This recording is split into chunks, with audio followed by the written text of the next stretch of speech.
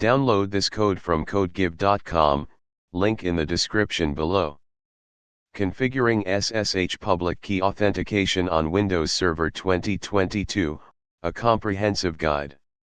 This tutorial provides a detailed, step-by-step guide on configuring SSH Public Key Authentication on Windows Server 2022.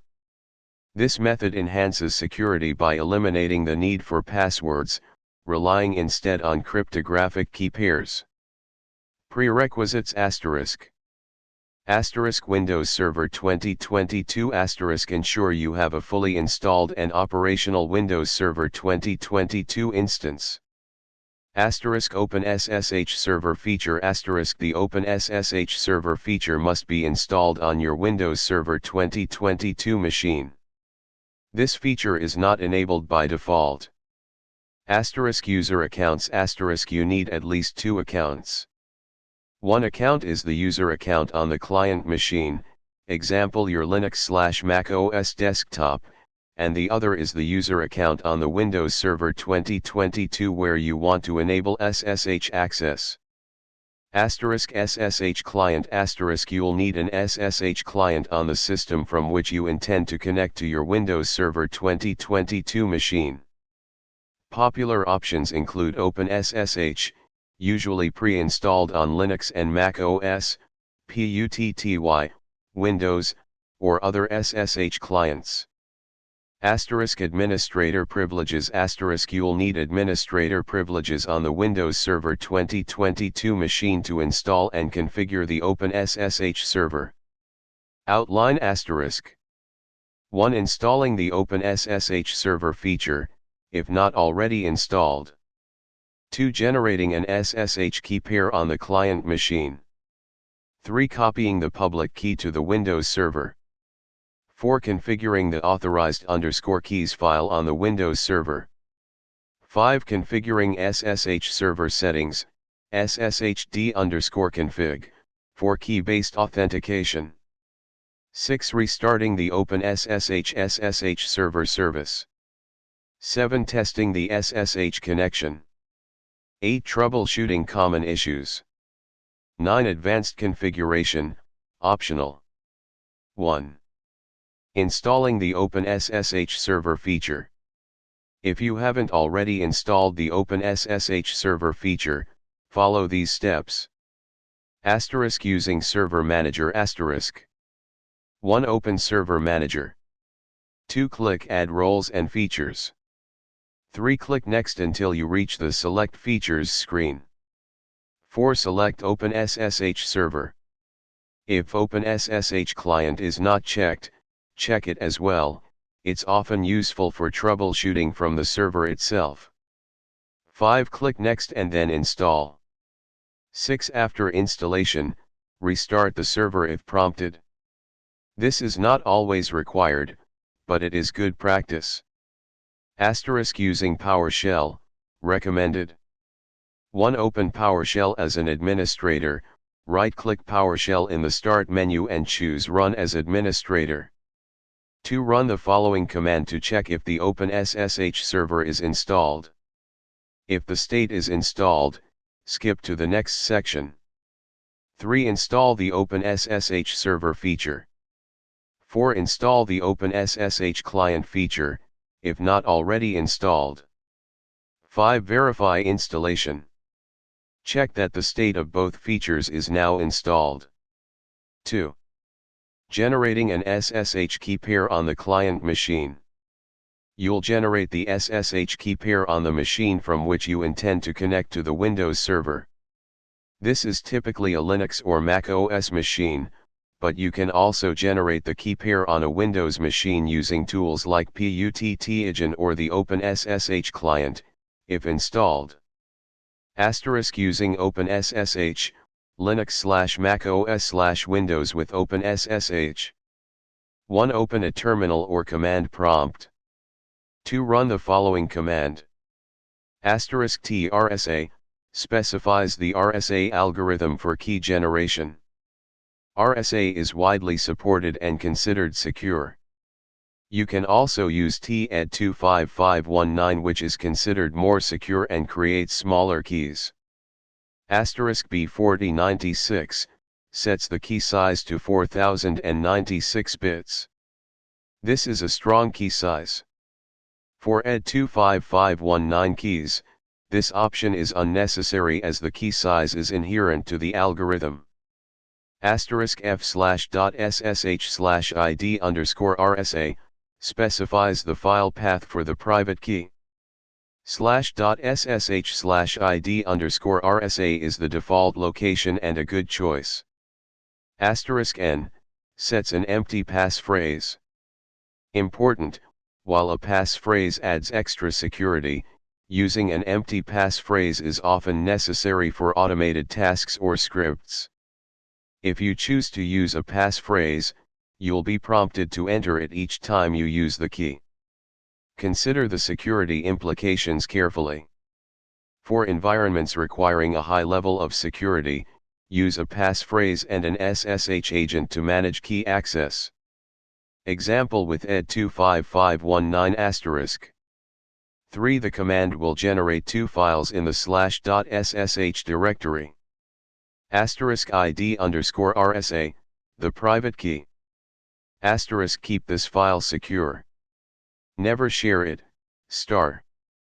For ed25519, this would be ID_ed25519. *ID_RSA.pub, the public key. This is the key you will copy to the Windows server. For ed25519, this would be ID_ed25519.pub. For important, ensure the /.ssh directory has the correct permissions, read, write, execute for the user only. And that the private key has restricted permissions. orgmod 600/.ssh/id_ed25519 for ed25519 keys. * Using PUTT-IGEN, Windows. 1. Download and install PUTT-IGEN. 2. Open PUTT-IGEN. 3. Choose the key type, RSA or ed25519. 4. Click Generate and move your mouse around the window to provide randomness. 5. Set a passphrase, optional, but recommended for enhanced security. 6. Save the private key to a .ppk file, example ID_RSA.ppk. 7. Copy the public key from the text box in PUTT-IGEN. This is the key you will need to paste into the authorized_keys file on the server. 3. Copying the public key to the Windows server. You need to copy the content of the public key file, ID_RSA.pub or ID_ed25519.pub on Linux/macOS, or the public key text from PUTT-IGEN on Windows, to the Windows server. There are several ways to do this. Using SCP, Secure Copy, requires OpenSSH client to be installed on Windows, and SSH server running on Windows. This is the most streamlined approach if you have SCP and SSH already set up on both client and server. Replace user with the username on the Windows server, and your _server_IP with the server's IP address or host name. Copy and paste *. 1. Open the public key file, ID_RSA.pub or ID_ed25519.pub, in a text editor on your client machine.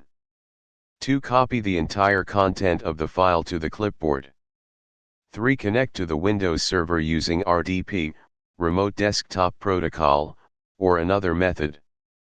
4. Open a text editor on the Windows server. 5. Paste the content of the public key into the text editor. Using PowerShell, from the client machine, if OpenSSH client is installed. Using a shared network drive, if available. Copy the public key file to a location on a network share accessible from both the client and the server. 4. Configuring the authorized_keys file on the Windows server. The authorized underscore keys file is where you store the public keys of the users who are allowed to connect to the server using SSH key-based authentication. 1. Create the .ssh directory **** open PowerShell as the user you wish to grant SSH access to. Important, do not run these commands as an administrator unless you want the administrator account to have SSH access. * Run the following commands. *mkdir $env user profile \.ssh, creates the .ssh directory in the user's profile. *ikacles, sets permissions on the directory. */inheritance r, removes inheritance of permissions from the parent directory. This is crucial for security. */grant %username %oi, ci, f, grants the user full control of the directory.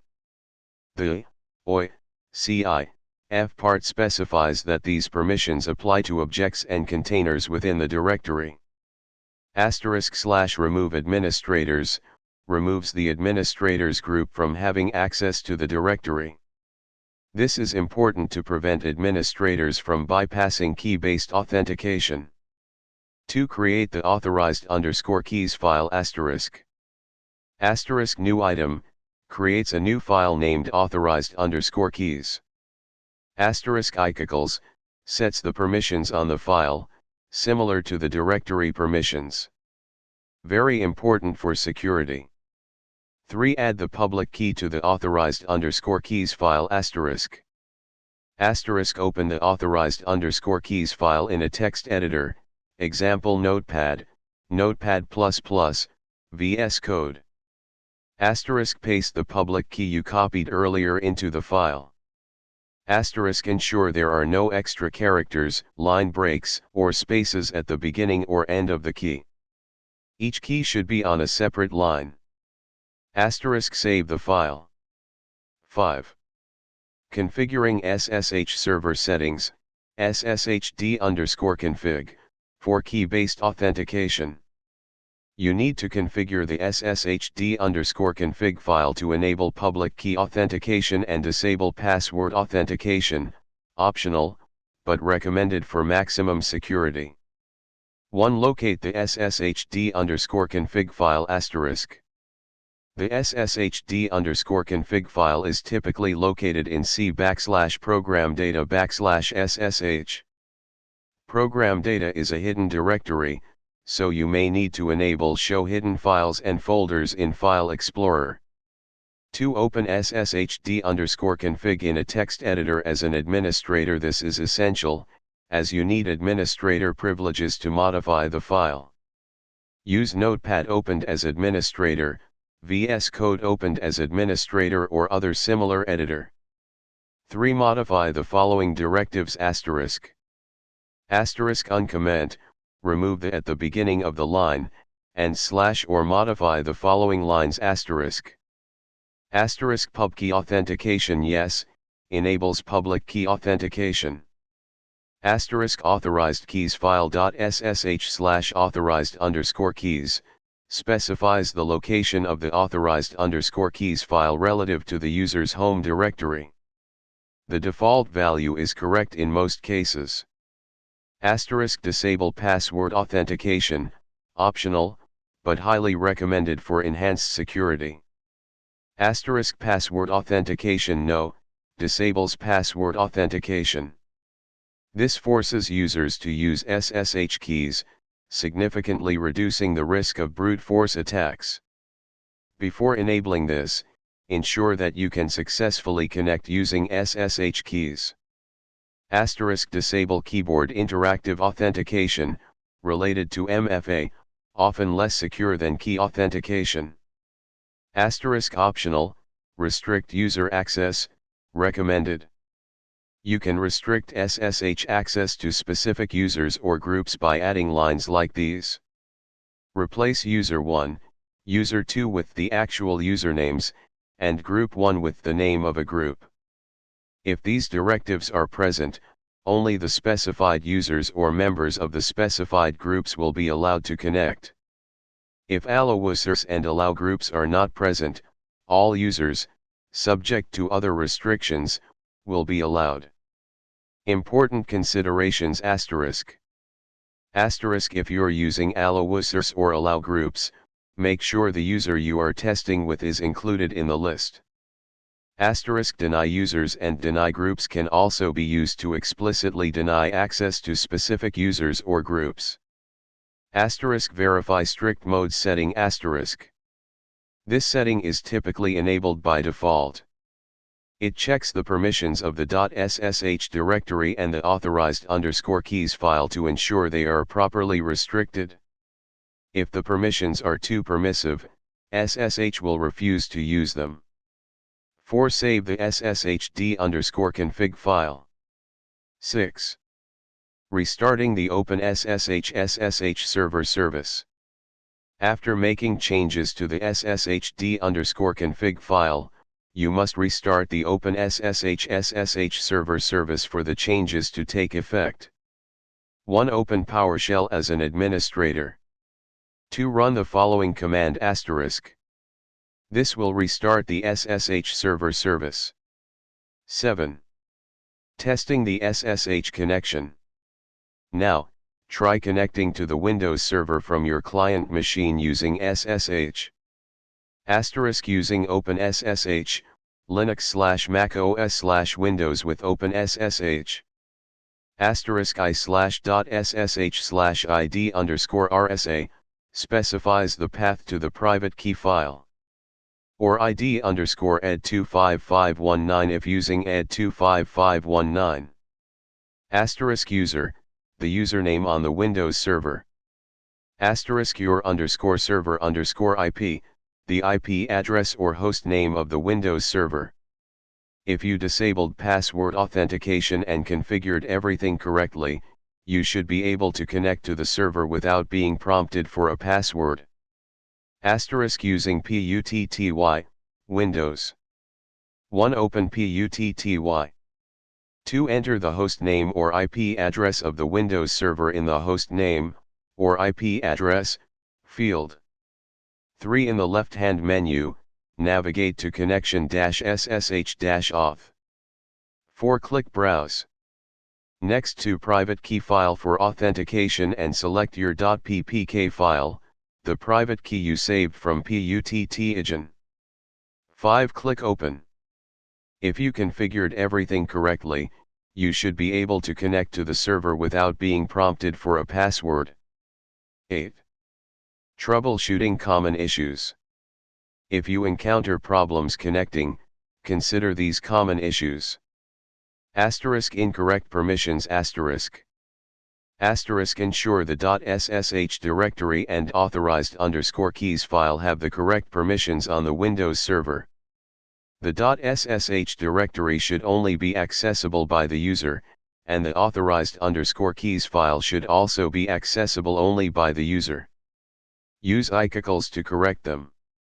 Asterisk make sure the private key file has restrictive permissions on the client machine, example mod 600/ssh/id_RSA.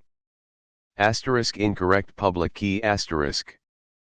Asterisk double check that you copied the entire content of the public key file, id_rsa.pub or id_ed25519.pub, into the authorized _keys file.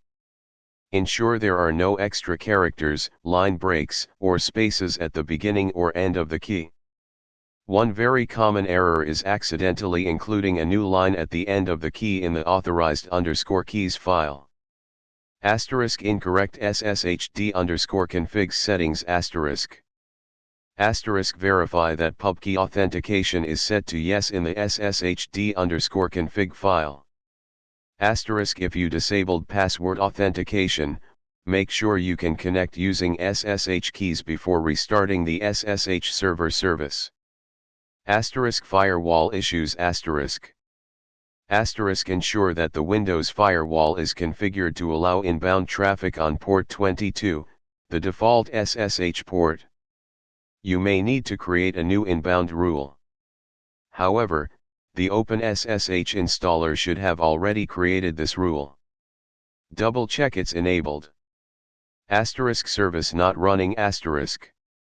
Asterisk verify that the openssh SSH server service is running. Asterisk key format asterisk. Asterisk if using PUTTY, ensure you are using the .ppk format for the private key, not the openssh format. Use PUTT-agent to convert the key if necessary. Asterisk log files asterisk. Asterisk check the SSH server logs for errors. These logs are typically located in the Windows Event Viewer under Applications and Services Logs-OpenSSH. Look for error messages that might indicate the cause of the problem. Also, check the sshd.log file in the C/program data/ssh directory if it exists. You may need to configure more verbose logging to get more detailed information. Asterisk SE Linux asterisk. Asterisk while SE Linux isn't directly a Windows issue, it can cause problems on the client machine if it's a Linux system. Ensure that SE Linux is not blocking SSH connections. Examine the SE Linux audit logs, /var/log/audit/audit.log, for relevant errors. Temporarily disabling SE Linux, with Ceton Force 0, can help determine if it's the cause of the problem. Asterisk host key verification, client-side issue. Asterisk the first time you connect to a server, SSH will ask you to verify the server's host key. If the host key changes, example if the server is reinstalled, you'll get a warning and the connection will be refused. To resolve this, you can remove the old host key from the known_hosts file on the client machine. The known_hosts file is typically located in the /.ssh directory on Linux/macOS, or in the PUTTY configuration on Windows. Asterisk if you are sure the host key is correct, you can add the server to the known_hosts file with the strict host key checking equals no option, but this reduces security, so use with caution. 9. Advanced configuration, optional. Asterisk changing the SSH port asterisk. Asterisk you can change the default SSH port, 22, to a different port for security reasons. Modify the port directive in the sshd_config file and update the firewall rules accordingly. Asterisk configuring SSH aliases asterisk. Asterisk on the client machine, you can create SSH aliases in the /.ssh/config file to simplify connecting to the server. For example, then you can connect to the server with SSH measure asterisk using an SSH agent asterisk. Asterisk for increased security and convenience when using passphrase, use an SSH agent, example SSH agent on Linux/macOS, Pagent on Windows. The SSH agent stores your decrypted private key in memory, so you only need to enter the passphrase once per session. Asterisk multi-factor authentication, MFA. Asterisk while key-based authentication significantly enhances security, you can add an additional layer of protection by enabling multi-factor authentication, MFA. This typically involves using a one-time password, OTP, generated by an app on your smartphone. The OpenSSH server can be configured to use PAM, pluggable authentication modules, to integrate with various MFA providers. This configuration is more complex and beyond the scope of this basic tutorial. This comprehensive guide should enable you to successfully configure SSH public key authentication on Windows Server 2022. Remember to prioritize security and test your configuration thoroughly before deploying it in a production environment. Good luck.